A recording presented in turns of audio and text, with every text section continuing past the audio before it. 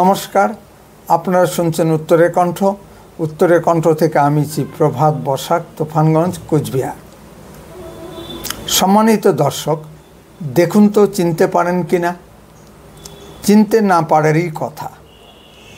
Inner নাম অখম বাহারউদ্দিন বাহার। বাড়ি বাংলাদেশের কুমিল্লার মুরাদনগরে।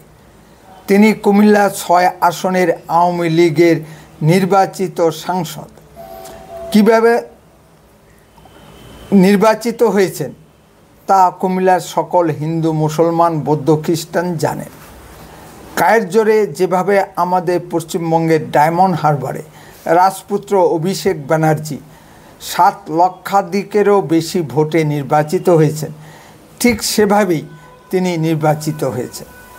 তিনি কুমিল্লার প্রখ্যাত রাজাকার, কিন্তু শেখ হাসিনার বদান্যতায় তিনি স্বঘোষিত মুক্তিযোদ্ধা বনে গেছেন। অন্ততপক্ষে কুমিল্লার স্থানীয় সংবাদপত্র সূত্রে এটাই জানা যাচ্ছে। শেখ হাসিনা যতই বাংলাদেশকে সুশাসন দিন না কেন, এই ধরনের ছদ্মবেশী বদমাইশ রাজাকারেরা তার রাজত্বের শেষ পর্যায়ে ঘিরে ধরেছিল। শেখ হাসিনার রাজত্ব নিয়ে প্রশ্ন তো উঠবেই।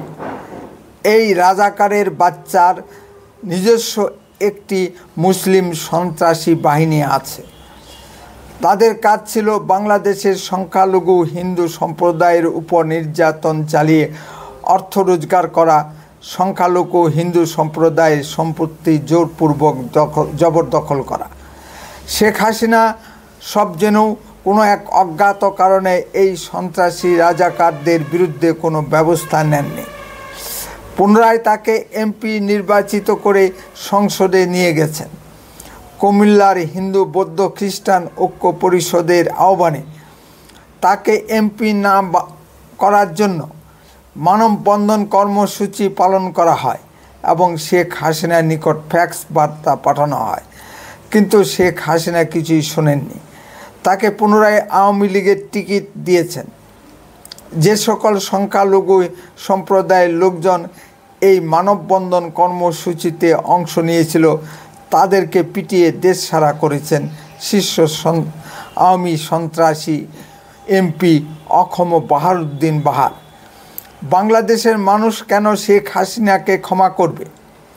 কারণ না থাকলে বাংলাদেশের মানুষ এমনি জুলাই আগস্ট বিপ্লব সংগঠিত করেনি। শেখ হাসিনা ক্ষমতার লোভে মমতা ব্যানার্জির মতো জাতীয় নির্বাচনকে প্রহসনে পরিণত করেছিলেন এই সকল রাজাকারের বাচ্চাদের দিয়ে। শেখ হাসিনার রাজত্বকালে অনেকগুলো সাম্প্রদায়িক দাঙ্গা সংগঠিত হয়েছিল, তিনি কোনোটারই সঠিক বিচার করেননি। মমতা ব্যানার্জির মতো শেখ হাসিনাও ভেবেছিলেন গুন্ডা মস্তান দিয়ে আজীবন রাজত্ব কায়েম রাখবেন। বাংলাদেশের জনগণ কিন্তু সেটা মেনে নেয়নি। আবার দেখুন, এই শেখ হাসিনা ভারতে পালিয়ে এসে ভারত সরকারের বদান্যতায় রাজকীয় জীবনযাপন করছে। বাংলাদেশের এক শ্রেণীর মানুষ কেন ভারতের উপর ক্ষিপ্ত হবে না?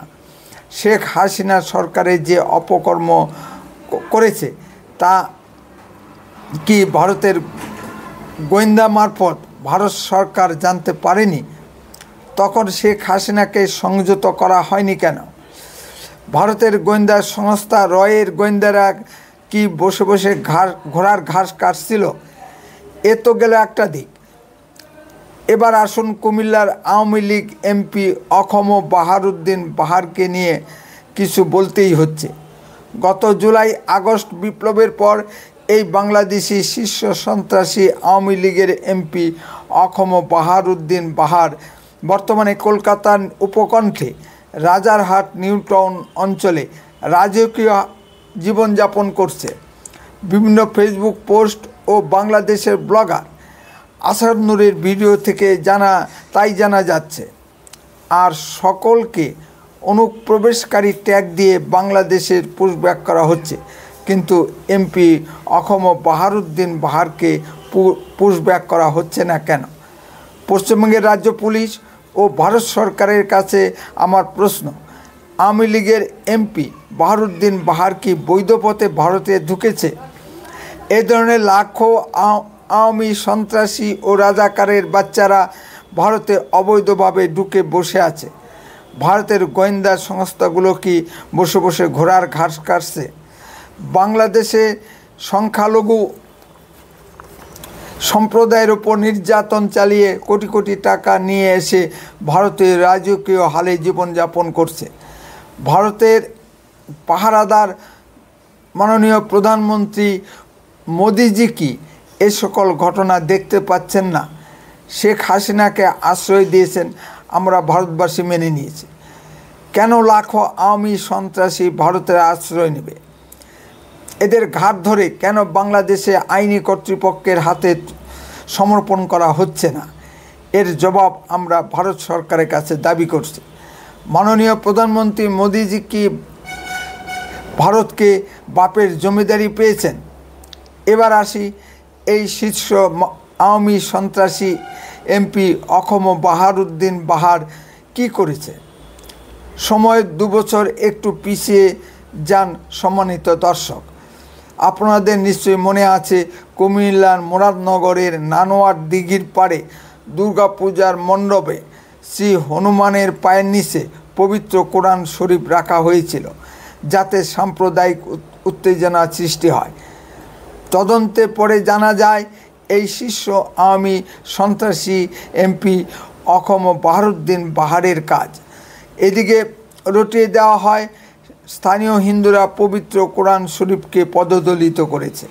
ফল যা হবার তাই হয়েছে। মুহূর্তে সারা বাংলাদেশ জুড়ে সাম্প্রদায়িক সহিংসতার আগুন জ্বলে ওঠে। সেবার হিন্দুদের শারদীয় দুর্গোৎসব পণ্ড হয়ে যায়।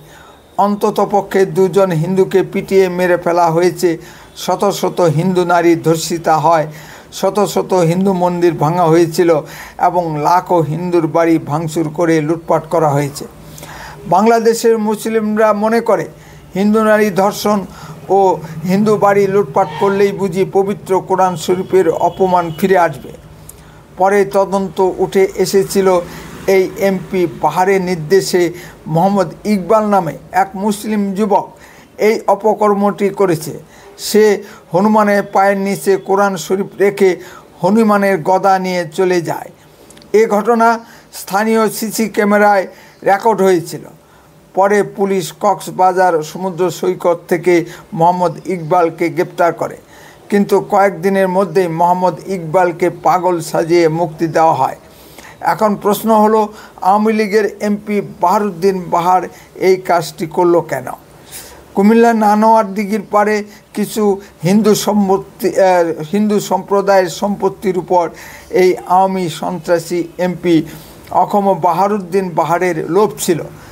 এই সাম্প্রদায়িক সহিংসতার মাধ্যমে এই হিন্দু সম্পত্তি জোরপূর্বক জবরদখল করে শীর্ষ আওয়ামী সন্ত্রাসী এমপি অখম বাহারুদ্দিন বাহার। এমপি বাহারুদ্দিন বাহারের একটিমাত্র মেয়ে বিয়ে দিয়েছেন কিনা জানা যায়নি, কিন্তু মেয়ে কলকাতার হোটেলে বার্ড র্যাঞ্চারের কাজ করে আর নিজে সারাদিন মদ খেয়ে মেয়ে মানুষ নিয়ে পড়ে থাকে। বাপকা বেটি।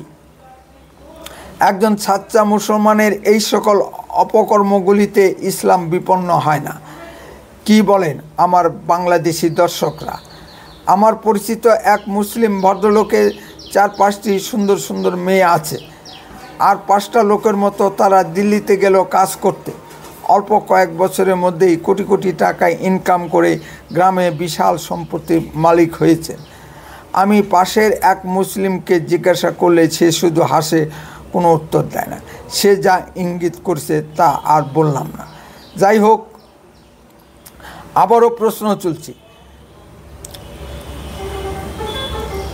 শীর্ষ আওয়ামী সন্ত্রাসী এমপি বাহারুদ্দিন বাহারকে কবে গ্রেপ্তার করে বাংলাদেশে পুশব্যাক করা হবে? কলকাতা সুস্থ নাগরিক বৃন্দের কাছে অনুরোধ, এই শীর্ষ আওয়ামী লীগের সন্ত্রাসীকে ধরিয়ে দিতে আইনি কর্তৃপক্ষের সহিত সহযোগিতা করুন। এই ভিডিওটি প্রচুর পরিমাণে শেয়ার করুন যাতে সকলের দৃষ্টি আকর্ষণ করে এবং ভারত সরকারের কানে পৌঁছায়। উত্তরের কণ্ঠ সর্বদাই বাস্তব ও সত্য কথা বলে। আরও এই ধরনের ভিডিও পেতে দয়া করে এখনই চ্যানেলটিকে সাবস্ক্রাইব করুন। আপনার মূল্যবান মতামত কমেন্টে লিখুন, বেল আইকনে ক্লিক করুন। বন্দে মাতরম, ভারত মাতা কি জয়। সুস্থ থাকুন, ভালো থাকুন।